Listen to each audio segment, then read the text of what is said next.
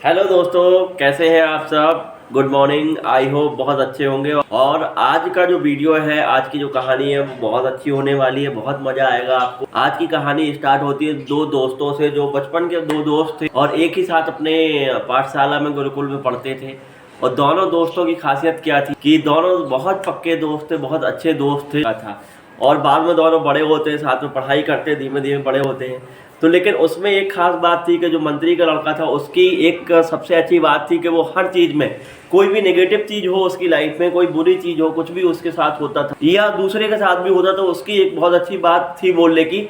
वो हर चीज़ में बोलता था कि भगवान, ऊपर वाला, ईश्वर जो भी करता है वो बहुत अच्छा करता है। उसमें कुछ ना कुछ अच्छाई छुपी होती है। बुरी चीज़ों में भी उसकी आदत थी या अच्छी चीज़ों में भी थी। मतलब उसको कोई भी घटना घटती या कुछ भी होती तो उसकी आदत थी बचपन से ही बोलता था कि ऊपर वाला जो करता है, भगवान जो करता है वो बहुत अच्छा, कुछ अच्छाई छुपी हो। जो लड़का था और मंत्री का, जो वो दोनों बहुत अच्छे दोस्त थे। और धीमे धीमे धीमे करके राजा का जो लड़का था वो राजा बन जाता है, मंत्री का जो लड़का था वो मंत्री बन जाता है और राजपाट पूरा संभालने लगते। पहले से वो दोस्त भी थे और साथ में राजा और मंत्री एक, मतलब पूरा राजपाट का बाहर आ जाता है। दोनों लोग साथ में रहते, सारे डिसीजन लेते। और राजा जो था वो अपने मंत्री से बहुत, मतलब दोस्ती वाला भी उसका एक रिलेशन था और मंत्री वाला था ही। तो मंत्री को हर जगह लेके जाता था। राजा शिकार खेलने जाए, कोई भी काम हो, कोई भी सलाह लेना हो तो अपने मंत्री से ही सारी सलाह। तो इससे और जो लोग थे, आसपास के लोग थे, वो चिढ़ते थे कि सारी सलाह मंत्री से ही लेते, सारी चीजें मंत्री से ही लेते हैं। और मंत्री की जो आदत थी, हर चीज में बोलता था कि अगर एक पॉजिटिव वे में बोलता था कि सर, राजा साहब, अगर कुछ इसमें कोई गलत नेगेटिव चीज़ भी हुई है तो आप इसमें पॉजिटिव देखिए। ईश्वर जो करता है, ऊपर वाला जो करता है वो बहुत अच्छे के लिए करता है। और ये सारी चीज़ें चल रही थी, आसपास के लोग चिढ़ते भी थे। धीमे धीमे एक नई चीज़ होती है कि जब राजा हर एक वीक में एक बार शिकार खेलने जाते थे और एक दिन उनका शिकार का होता था। तो वो शिकार खेलने जाते थे तो राजा अपने साथ कुछ सैनिकों को लेके जाते थे और मंत्री तो हमेशा ही उनके साथ रहता था। मंत्री का कभी ये नहीं होता था कि वो उनके साथ ना रहे, हमेशा रेगुलर उन्हीं के साथ रहता था। एक दिन राजा साहब शिकार खेलने जाते हैं मंत्री के साथ। मंत्री और राजा साहब जब शिकार खेलने जाते हैं, दोनों लोग शिकार खेलते हैं। शिकार खेलते खेलते राजा साहब के साथ क्या होता है, राजा साहब बहुत आगे निकल जाते हैं और मंत्री भी पीछे, सारी सेना रह जाती है। तो राजा साहब देखते हैं कि एक हिरन, बहुत सुंदर सी हिरन, उसके शिकार के लिए वो फटाक से तीर निकालते हैं और उसको मारने की कोशिश करते हैं। तो तीर का जो पीछे का जो थोड़ा सा हिस्सा है, उससे राजा साहब की एक जो पतली वाली उंगली, ये वाली उंगली होती है, ये वाली कट जाती है राजा साहब की और खून निकलने लगता है। लेकिन उसी समय एक दूसरी घटना भी होती है जो मंत्री की पुरानी बहुत गंदी आदत थी या बहुत अच्छी आदत थी। मंत्री हर चीज़ में बोलता था कि भगवान जो करता है अच्छे के लिए करता है, ऊपर वाला जो करता है अच्छे के लिए करता है। तो उसी समय मंत्री के मुंह से निकल जाता है कि राजा साहब आप परेशान मत होइए, ऊपर वाला जो करता है अच्छे के लिए करता है। राजा की उंगली कट गई थी, राजा को खून निकल रहा था, दर्द हो रहा था। राजा का दिमाग बहुत तेज गर्म हो जाता, राजा को गुस्सा आ जाती है कि मतलब क्या बदतमीजी है ये, इस तरीके से कोई कैसे बोल सकता है, मेरी उंगली कट गई है और मंत्री बोल रहा है भगवान जो करता है अच्छा करता है, इसमें क्या, मेरी उंगली कट गई तो इसमें क्या अच्छाई की भगवान ने, ये तो हमारे साथ बुरा ही हुआ। और राजा बहुत गुस्से में थे और उसको, मंत्री को डांटा भी कि तुम इस तरीके की बातें मत करा करिए, फालतू बात मत करा करिए, दोस्त हो मेरे तो ठीक है, मंत्री भी हो, आपको उसकी जिम्मेदारी समझना चाहिए। मेरे साथ अगर ऐसी कोई दुर्घटना हुई तो आपको इस तरीके की बात नहीं करना चाहिए। ये सारी चीज़ें हो रही थी जंगल में ही। फिर राजा उधर से वापस आते हैं, अपने राज आते हैं। राजा की एक उंगली, पतली छोटी वाली उंगली, वो कट गई थी और राजा उसको अपने कपड़े से बांध के घर आते हैं। और जब राजमहल पहुंचते राजा, तो रानी देखती है कि अरे ये क्या हो गया, चोट लग गई। तो वो बड़ा सांत्वना दिखाती है कि अरे चोट लग गई, उसमें दवा लगाती, सारी चीज़ें लगाती हैं। और फिर वो पूरी घटना पूछती है कि कैसे हुआ, क्या हुआ। तो राजा धीमे धीमे बताते हैं, सारी घटना बताना स्टार्ट करते हैं रानी को कि ऐसे हुआ, शिकार खेलने गए थे और ऐसी बात हुई, फिर मंत्री ने ऐसे बोला। तो रानी भी थोड़ा सा कहीं ना कहीं उससे चिढ़ती थी और भी लोग चिढ़ते थे। आग लगाने वाले बहुत सारे लोग होते, तो वो पहुंच गए राजा साहब के पास। राजा साहब, अरे मंत्री तो बहुत बदतमीज, इस तरीके राजा को पहले से ही गुस्सा थी। रानी ने भी बोला कि भाई मंत्री को तो ऐसे नहीं बोलना चाहिए, राजा के एक अपना पद होता है, राजा की एक अलग गरिमा होती है और राजा से इस तरीके से बोलना, ठीक है आपका दोस्त है लेकिन इस तरीके से तो नहीं बोलना चाहिए। तो आसपास के जो लोग थे, आग लगाने वाले लोग होते हैं, उनका काम यही होता है कि वो जाके आपके काम को ख़राब कर देते हैं। और जब उधर पहुंच के राजा साहब को सब लोगों ने बोलना स्टार्ट किया, रानी ने भी बोलना स्टार्ट किया, तो राजा साहब को लगा कि बात तो सही है, ठीक है मेरा दोस्त है, लेकिन इसने गलती तो की है, इसको सज़ा मिलनी चाहिए। क्योंकि ठीक है, जब तक अगर इसको सज़ा नहीं देंगे तो इससे चीज़ें सुधरेंगी नहीं। इसकी जो आदत पड़ी है वो बहुत गलत आदत पड़ी है, इसको सही करना बहुत ज़रूरी है। तो राजा साहब को जब गुस्सा तो थी और सब लोगों ने और आग लगा दी, तो राजा साहब क्या कहते हैं, राजा साहब अपने दरबार में पहुंचते हैं और एक नया डिसीजन लेते हैं कि मंत्री को सज़ा दी जाएगी इस चीज़ के लिए। तो सारे और भी मंत्रियों के साथ डिस्कशन करके राजा साहब बोलते कि इसको 6 महीने की सज़ा दे दो। पहले राजा साहब बोलते कि इसको 3 महीने की कारागार दो।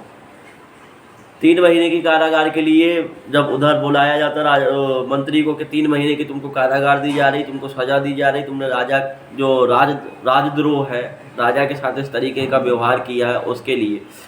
तो उस समय भी मंत्री वही चीज़ बोल देता है कि भगवान जो करता अच्छे के लिए करता, हो सकता है इसमें भी कुछ अच्छाई छिपी हो कि मुझे सज़ा मिल रही है, वो जेल में रहना पड़ेगा 3 महीने। तो राजा का पारा 7वें आसमान पर चढ़ जाता, राजा को और तेज गुस्सा आ जाती। राजा कहता है इसका दिमाग अभी सही नहीं हुआ, इसकी सज़ा बढ़ा के 6 महीने कर दो। तो और भी लोग जो आसपास के लोग थे वो बहुत खुश हो जाते हैं कि अरे इसकी मंत्री जो खास मंत्री था, जो मेन मंत्री था, उसी की सज़ा बढ़कर 6 महीने हो गई है। 6 महीने की सज़ा के लिए उसको जेल में भेज दिया जाता मंत्री को, और मंत्री जेल में बैठे बैठे रो रहा है, सोच रहा कि ही ऊपर वाले, ही ईश्वर, ऐसा क्या है, मैंने तो जीवन भर अच्छी दोस्ती निभाई, सारे अच्छे काम किए, सब कुछ अच्छा किया, और मुझे आज नहीं समझ में आ रहा कि इसमें क्या अच्छाई छुपी है मेरी, लेकिन मुझे भरोसा है कुछ ना कुछ अच्छाई छिपी होगी, तभी आपने मुझे जेल में भेजा है। अगर देखा जाए तो सबसे नेगेटिव सिचुएशन थी, सबसे बुरी सिचुएशन थी कि उसको 6 महीने की जेल हो गई, जिसका उसका कोई अपराध नहीं था, लेकिन वो बोला था तो लोगों को लगा कि भाई इसको, और लोगों ने उसका गलत वो इंटेंशन तैयार कर दिया। और फिर धीमे धीमे 1 हफ्ता बीतता है, 2 हफ्ते बीतते हैं, थोड़ा सा चीज़ें नॉर्मल होती हैं, लेकिन राजा की सेम आदत थी, राजा शिकार खेलने जाते थे। तो राजा एज इट इज, अब आज तो मंत्री था नहीं, तो राजा अपने और जो महंत थे, दूसरा मंत्री था, छोटे मंत्री थे, उसको लेते हैं, कुछ सेना के लोग लेते हैं, 20-25 लोगों को सेना वाले लेते हैं, और जंगल में चले जाते। कहीं ना कहीं राजा को भी कहीं ना कहीं थोड़ा सा दुख था कि भाई हमारा दोस्त है, लेकिन उन्हें लगा कि अगर मैं राजा हूँ और आज मैं डिसिप्लिन नहीं करूँगा इन चीज़ों को, तो आगे जाके ये चीज़ें और बढ़ जाएंगी। क्योंकि राजा का काम दोनों चीज़ें होती हैं, लोगों की भलाई करना भी होती है, लोगों की हेल्प करना भी होती है, और साथ में जो आदमी गलत कर रहा है उसको दंड देना भी उस राजा का काम होता है। राजा यही चीज़ें मन में सोचते सोचते चला जा रहा है शिकार खेलने के लिए, और राजा बहुत तेज़ी से चला जा रहा जंगल में, जंगल घना जंगल था, तो जो सेना थी वो पीछे छूट जाती है। राजा बहुत तेज़ी से शिकार के पीछे भागते भागते बहुत आगे निकल जाते हैं, और जो सेना थी वो बहुत ही ज़्यादा पीछे रह जाती है, और राजा अकेला, मंत्री भी पीछे रह जाते हैं, सारी सेना पीछे रह जाती है, और घना जंगल में राजा हो जाते हैं, सेना ढूंढ रही है राजा को, और राजा भी शिकार के पीछे पीछे भागते भागते कम से कम 30-40 किलोमीटर अपने घोड़े के साथ भागते हुए आगे निकल गए हैं। और घने जंगल में राजा भी विचलित हो गए कि यार इधर पे कहाँ आ गए। तो राजा भी फिर बाहर निकलने की कोशिश करते जंगल से, और निकलते निकलते वो देखते हैं कुछ जो जंगली वो लोग रहते हैं, भील जनजाति के लोग, वो लोग वहाँ घूम रहे होते हैं। वो देखते हैं कि घोड़े पे एक सुंदर सा व्यक्ति आ रहा है, लग रहा कोई राजघराने का उस तरीके का है।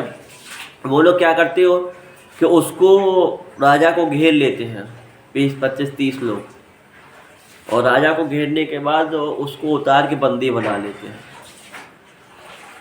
और बंदी बनाने के बाद लेके जाते हैं अपनी जो उनकी कम्युनिटी थी, भील कम्युनिटी थी, जंगल की कम्युनिटी थी, तो वो लोग सब लोग लेके जाते हैं उनका जो गांव था, उनका जो एरिया था उधर, और बड़े से पेड़ से, बड़ा सा बरगद का एक पेड़ था, उससे राजा को बांध देते हैं। और राजा को बांध देते हैं जब उस पेड़ से, और धीमे धीमे रात होने का समय होता है, राजा बंधे रहते हैं, और सारे उनके जो वो पंचायत लगती है, सारे गुरु लोग आते हैं, सारे लोग मिलते हैं, सब लोग बात करते हैं।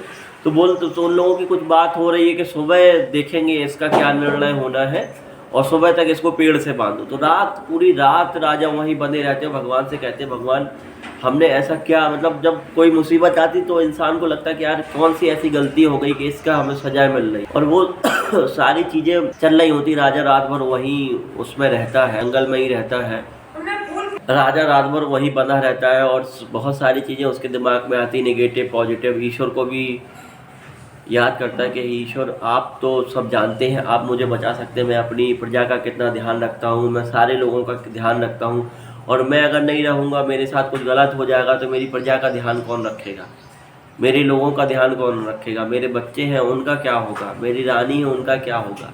और इस समय में जब हम लोग फंसे होते तो इसी टाइप के ख्याल आते कि मेरे जीवन में अब आगे अगर ऐसा हो जाएगा तो क्या होगा।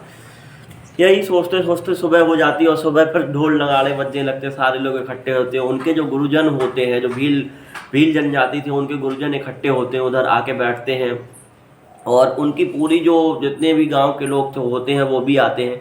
तो उन लोगों का रिवाज था कि एक साल में एक बार एक नर बलि देना है किसी भी इंसान की देवी को, क्योंकि देवी जो उनकी थी वो एक साल में एक बार नर बलि लेती थी, तो वो किसी को भी पकड़ के एक बार नर बलि देते थे।